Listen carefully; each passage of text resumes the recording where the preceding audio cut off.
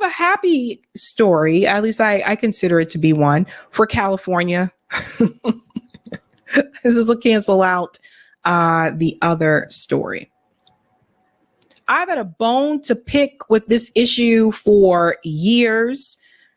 I worked in higher ed for over 10 years, and this is something that has always bothered me. I also have been on admissions committees as well, and that is legacy-based admissions. I've always had a problem with that. Well, now California may ban legacy admissions. Check this out. California may ban legacy admissions at colleges. The end of affirmative action is a reason why. Uh-oh, rich folks. The rich people ain't gonna like this one. Call it a ban on affirmative action for the well-connected. California's legislature on Wednesday passed a bill barring the state's private nonprofit colleges from making admissions decisions based on whether family members or students donated money to the school or attended the school themselves. Let's make this bigger. If Gavin Newsom signs it, the state would join 4 others that also made legacy preferences in admissions illegal for either public or private institutions. With California's outside national role, it's the most populous state and enrolls the most college students. Bill backers say this legislation will serve as a necessary corrective to last year's U.S. Supreme Court ruling that banned all but military colleges from using race as a factor in admissions. Did you guys know that when you look at some of these Ivy League institutions, when you look at some of these schools like Harvard, Yale, Princeton, legacy actually takes up a significant portion of admissions. I think the last time I checked for Harvard, it was 40%, right? So imagine just getting into a school just because your dad went there, or just getting into a school because your dad donated money to the school. And you may not necessarily have the best grades of your class, but you get in just because of that. This is a class issue. And it's really not fair to those who don't come from that type of privilege. They don't come from wealth to miss out on an opportunity just because you get that spot because you have the money and the connections. And what do I mean by that? These universities have only a certain number of seats for the freshman class that they can recruit. It's similar to some of these graduate programs as well. There is a limit. You can't just bring in everybody. When you're looking at the merit base, the very first thing I remember that we looked at were the standardized test scores. So it's for graduate school, the GRE, the GMAT, for undergrad, obviously the SAT. And the reality is, even when it comes to a student that may come from a lower income environment, they're not coming from a high school that is in one of those zip codes that is a desirable zip code, but they are probably the top student of their class. They are just very brilliant, very smart. As I said before, these schools have a certain number of seats that they can let in for the freshman class.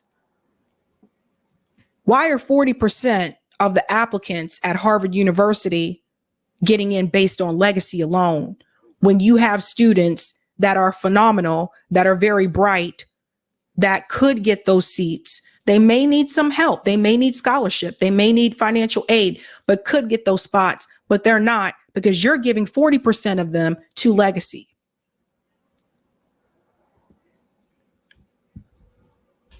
It's not fair. It's really messed up when you think about it. Damon calls it pay to play.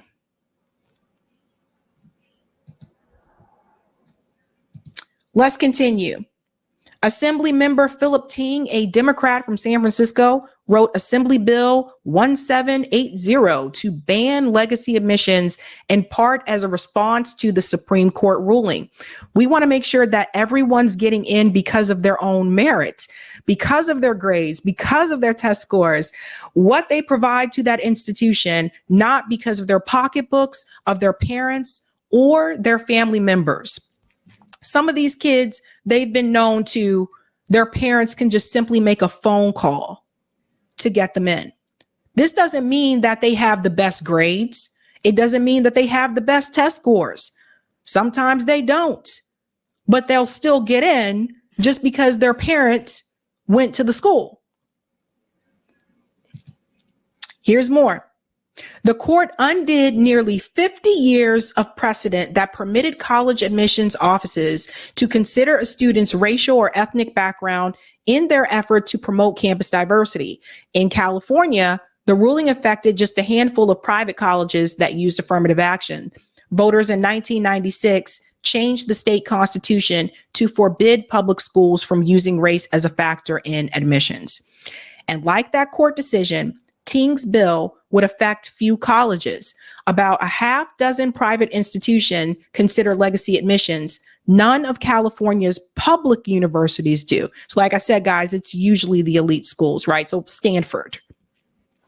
However, like the Supreme Court case, bill backers say the legislation could be a powerful force in influencing the decision of high school students who are low income and students of color to apply for college, especially highly selective schools that are springboards for corporate and political influence. If the Supreme Court case created doubt for students that they're welcomed, this bill combats that in California and nationally. Supporters say, especially as more high school graduates avoid enrolling in college altogether, particularly men. So do you guys know, have you guys ever seen the movie Legally Blonde? So there's the movie Legally Blonde, and Reese Witherspoon's character, Elle. So like she had this boyfriend and everything, right? In undergrad. And the boyfriend dumps her and he says he's going to Harvard Law School. And apparently he already had another girlfriend at Harvard. So he was getting around. Anywho, his girlfriend at Harvard, Reese Witherspoon's character follows him to Harvard. I feel like I can tell this as a spoiler because I feel like most people know about this movie by now. So Reese Witherspoon's character, Elle, decides to apply to get into law school at Harvard, and she gets in. She goes to Harvard, and that's when she runs into, what's his name? William, whatever, runs into the ex-boyfriend and realizes, oh, he has a girlfriend. Not only does he have a girlfriend, but he's engaged. Now, this girlfriend or the fiance, they decide to become friends at some point. She goes on to tell Elle, did you know that William didn't get into Harvard when he applied, when he got into Harvard Law? He didn't get in when he first applied. And she was like, what? And the fiance goes on to say, that's right. His daddy had to make a call. Now, I know that's a movie, but that actually happens in real life. So here's why I think I want it to pass, but I think it may not pass because I'm thinking about all the senators. I'm thinking about all the congressmen. I'm thinking about all the politicians whose kids get into these schools because their parents are legacy. I'm thinking about all the politicians that are Harvard alum. I'm thinking about all the politicians that went to Yale, that went to Princeton, that went to Stanford. Could you imagine them being okay with this? Probably not. I'm thinking about the billionaires and the tech bros that went to those schools. Remember how Bill Ackman freaked out because the kids were protesting at Harvard, not only just because he went to Harvard, but because his daughter was also a student at Harvard. He had to pick up the phone and threaten them and basically tell them, you get that president of Harvard University to resign immediately. And since that didn't seem to be happening as fast as he wanted it to, he decided, let's put out this smear piece about her plagiarizing. Now that backfired on him because then it was reported that his wife also plagiarized on her thesis and she worked at MIT. So there was all that too. That being said, I think the politicians, I think the billionaires, I think a lot of these CEOs that went to those schools, I don't think they'll let this pass, but I'll keep an eye on it because if it does, I think this will be good for higher education. Again, I don't think it's fair that you get a pass just because your parents are wealthy and they had those connections. That's just how I see it. It's strictly a class issue. Let's go to some of the comments here. Thank you, Beatrice. Wait, military colleges can still use race? Is that to favor Black people to push them into being soldiers for the U.S. war machine? And there you go. Beatrice is on it. There you go. And thank you, Philip. How many Nepo farms hire tutors to train their kids how to test well on SATs as a way to misrepresent their supposed aptitudes to admission boards? Do you guys remember the, what was it? The Varsity Blues? You guys remember the Varsity Blues case? Remember, it was revealed that all these different actors in Hollywood, that they cheated to get their kids into these colleges. I remember the actress that plays Aunt Becky on Full House. She was one of the ones. I can't remember the guy that's married to William H. Macy, his wife. Oh, Felicity Huffman. She was another one. You guys remember that? Yeah. It is something else.